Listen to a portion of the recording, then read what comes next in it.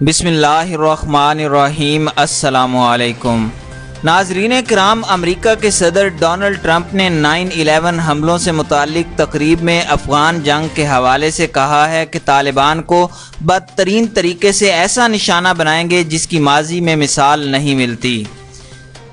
AFP کی report کے مطابق ڈونلڈ ٹرمپ نے 9/11 حملوں کے 18 سال مکمل ہونے پر منعقدہ تقریر سے خطاب کرتے ہوئے کہا کہ گزشتہ 4 دنوں میں امریکی فورسز نے دشمن کو ایسا بدترین نشانہ بنایا ہے جو اس سے پہلے کبھی نہیں بنایا گیا تھا اور اسی کو جاری رکھیں گے۔ ڈونلڈ ٹرمپ نے نشانے بنانے کی نوعیت کی وضاحت کیے بغیر کہا کہ اس کے لیے گزشتہ ہفتے افغانستان میں ایک حملے میں امریکی فوجی کی ہلاکت کے رد عمل میں طالبان سے مذاکرات منسوخی کے بعد حکم دیا گیا تھا۔ امریکہ میں دوبارہ کبھی حملے کی صورت میں انتہا پسندوں کو خبردار کرتے ہوئے ان کا کہنا تھا کہ اگر کسی وجہ سے وہ ہمارے ملک میں واپس آ گئے تو پھر وہ جہاں کہیں بھی ہوں گے ہم وہاں پہنچ جائیں گے اور طاقت کا استعمال کریں گے۔ معزز ناظرین، پینٹاگون میں اپنے خطاب میں ان کا کہنا تھا کہ ایسی طاقت استعمال کریں گے جو امریکہ نے پہلے کبھی استعمال نہیں کی ہوگی۔ امریکی صدر نے کہا کہ میں صرف جوہری طاقت کے حوالے سے بات نہیں کر رہا، انہوں نے کبھی نہیں دیکھا ہوگا جو ان کے ساتھ ہوگا۔ معزز ناظرین، 9/11 حملوں کی ذمہ داری قبول کرنے والی تنظیم القاعدہ کی جانب سے بھی ایسے ہی بیانات سامنے آئے ہیں۔ ان کی جانب سے جاری ہونے والی ایک ویڈیو میں کہا گیا ہے کہ امریکہ، یورپ، اسرائیل اور روس کے مفادات پر حملے کیے جائیں گے۔ سائٹ انٹیلیجنس گروپ کے مطابق القاعدہ کے سربراہ ایمن الظواہری نے 33 منٹ کی ویڈیو میں جہاد سے تائب ہونے والوں پر تنقید کی ہے۔ معزز ناظرین، یہ عجیب بات ہے کہ طالبان کے ساتھ مذاکرات کے عمل کو عین اس وقت جبکہ وہ کامیابی سے ہمکنار ہوتا نظر آ رہا تھا اور صدر ٹرمپ طالبان کے قائدین اور افغان صدر اشرف غنی کے ساتھ علیحدہ خفیہ ملاقاتیں کرنے والے تھے، صدر موصوف نے یک جنبش قلم ساری کارروائی کو موقوف کر کے رکھ دیا۔ صدر ٹرمپ نے عذر یہ پیش کیا کہ طالبان نے جنگ بندی نہیں کی اور ایک امریکی فوجی کو بھی ہلاک کر دیا، جبکہ امریکہ کے اندر اور باہر ہر مبصر اسے محض ایک عذر سے تعبیر کر رہا ہے، کیونکہ ایک تو طالبان کی جانب سے امریکی فوجوں کے انخلاء سے پہلے جنگ بندی کی یقین دہانی نہیں کرائی گئی تھی، دوم رواں سال کے اندر ہی اس جنگ میں 1، 2 یا 4 نہیں بلکہ 16 فوجی ہلاک ہو چکے ہیں، جبکہ اسی مزاحمتی جنگ کے دوران طالبان اور امریکی نمائندے زلمے خلیل زاد کے درمیان مذاکرات تیزی کے ساتھ کسی کامیاب سمجھوتے تک پہنچنے کے لیے جاری بلکہ بظاہر کامیابی کی منزل کی جانب رواں دواں رہے۔ اس وقت امریکیوں کی ہلاکت مانے نہ ہوئی تو پھر اصل وجہ کیا ہے؟ جن مذاکرات کی کامیابی کا دنیا بھر میں تذکرہ تھا وہ کاٹ کی ہنڈیاں کیوں ثابت ہوئے؟ دراصل صدر ڈونلڈ ٹرمپ نے سمجھوتے کو جو تقریباً طے پا چکا تھا حیران کن انداز میں ٹھوکر مار کر اپنے بارے میں ثابت کر دیا ہے کہ ان سے بڑا جواری کوئی نہیں۔ سیاست کے میدان میں چھلانگ لگانے سے پہلے ان کا کیریئر بہت بڑی کاروباری شخصیت کا رہا ہے۔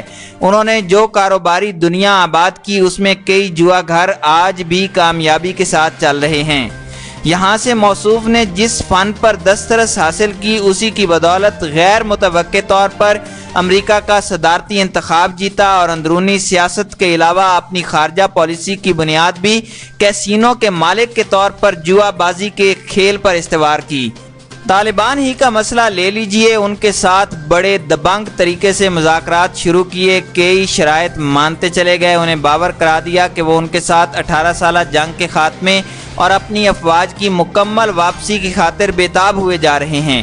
اس معاملے میں اپنے اخلاص کا یقین دلاتے ہوئے طالبان سمیت دنیا بھر کو یقین دلا دیا کہ آئندہ صدارتی انتخاب میں اپنی کامیابی کو یقینی بنانے کی خاطر ان کے پاس اور کوئی چارہ کار باقی نہیں رہا کہ ملک افغان پر اپنی مسلط کردہ اشرف غنی حکومت کو نظر انداز کر کے طالبان جیسے کھلے دشمن کے ساتھ مذاکرات کا ڈول ڈالیں، ان کی بیشتر شرائط قبول کرنے کا تاثر دیں۔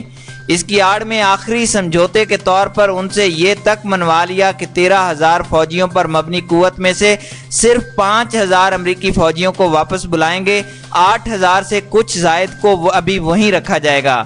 یہاں تک پہنچنے کے بعد جبکہ خوب واویلا مچایا جا رہا تھا کہ معاہدہ امن رو بعمل ہوا چاہتا ہے، پورے کے پورے کاغذی سمجھوتے کو اٹھا باہر پھینکا۔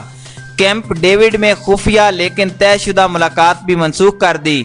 نتیجے کے طور پر امریکی حکومت میں معاہدے کے بارے میں مضطرب ساتھیوں اور باہر بیٹھے اپنے ملک کے طاقتور عناصر پر واضح کر دیا کہ وہ افغانستان کو طالبان کے حوالے نہیں کرنے جا رہے۔ دوسری طرف اشرف غنی اور افغانستان کے تمام سیاسی اور غیر پشتون نسلوں سے تعلق رکھنے والے عناصر کو پیغام دے دیا کہ انہیں شامل کیے بغیر افغانستان کے اندر مستقبل کی کسی آزاد حکومت کا تصور بھی نہیں کیا جا سکتا۔ یوں اس جواری نے پنجابی معاہدے کے مصداق سجی دکھا کر کھبی ماری ہے۔ معزز ناظرین، بظاہر فریقین وہیں آن کھڑے ہوئے ہیں جہاں مذاکراتی عمل کی ابتدا ہوئی تھی۔ ظاہر ہے طالبان اپنی جنگ جاری رکھیں گے، امریکہ بھی پوری طاقت کے ساتھ وہاں موجود رہے گا۔ پاکستان پر واحد سپر پاور کا دباؤ امکاناً ایک دفعہ پھر بڑھ جائے گا۔ تقاضا کیا جائے گا کہ طالبان کو کوئی سمجھوتا طے ہونے سے پہلے ہی جنگ بندی پر آمادہ کرو۔ کیا طالبان اس مطالبے کو قبول کر لیں گے؟ کیا پاکستانی طالبان لیڈروں کے ساتھ اعتماد کے تمام تر تعلقات کے باوجود انہیں اس پر راضی کرنے کی پوزیشن میں ہیں؟ اگر طالبان پورے افغان کھیل میں اپنی فوقیت منوائے بغیر جنگ بندی کے لیے تیار ہو جاتے ہیں تو ظاہر ہے کہ ان کے پاس کچھ بھی نہیں بچے گا۔ معزز ناظرین، بھارت اس تعطل کی وجہ سے بہت خوش ہے، کیونکہ اگر مذاکرات کامیاب ہو جاتے اور عملی سمجھوتے کی شکل اختیار کر لیتے تو افغانستان کی نئی حکومت میں طالبان کا غلبہ اس کے لیے سردرد بن سکتا تھا۔ مگر اب جو یہ عمل بند دیوار سے جا ٹکرایا ہے تو پاکستان کے لیے حقیقی معنوں میں ایک بڑا مسئلہ بن گیا ہے۔ امریکہ ہمیشہ کی طرح افغان تعطل کا ذمہ دار پاکستانی اسٹیبلشمنٹ کو قرار دے سکتا ہے یا کہہ سکتا ہے کہ یہاں کے حکمران اس کے لیے مددگار ثابت نہیں ہو رہے۔ معزز ناظرین، یہ وہ چوراہا ہے جہاں پر آ کر افغان عمل رک گیا ہے۔ جواری ڈونلڈ ٹرمپ اگلا پتہ کیا پھینکے گا اور طالبان کی جانب سے کیا جوابی کھیل کھیلا جائے گا، اس پر موجودہ افغانستان کے مستقبل کا بہت کچھ انحصار ہے۔